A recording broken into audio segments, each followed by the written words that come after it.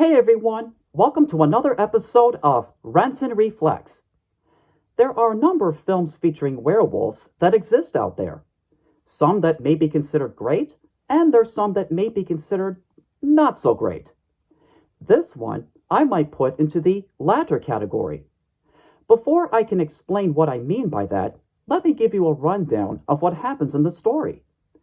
Based on the book of the same name by Jane Lyons, it features that of a young teenager named Freddie Lupin, who's actually part of a werewolf clan.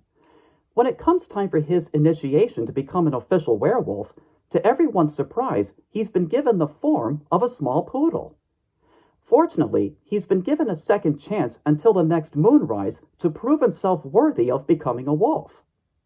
While that's going on, his uncle Hotspur wants to become the official new leader of the werewolf clan, and he's also in cahoots with a female commander who has created a machine that would turn all the dogs at the dog pound into human wigs. This is mainly to settle the natural feud between dogs and wolves. On top of that, there's an ice cream man named Foxwell Crip who has been trying to expose the existence of werewolves to the general public in the hopes of gaining widespread recognition, even though he's in actuality a little bit nuts.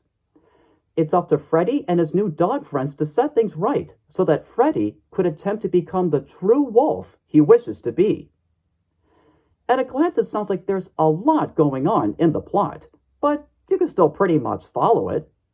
The idea itself is also nice, but that might not be enough to save the faulty writing and clumsy development.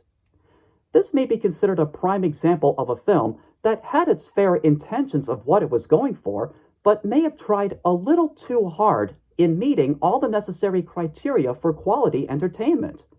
What with it resorting to some of the typical tropes you might find in many directed DVD animated films.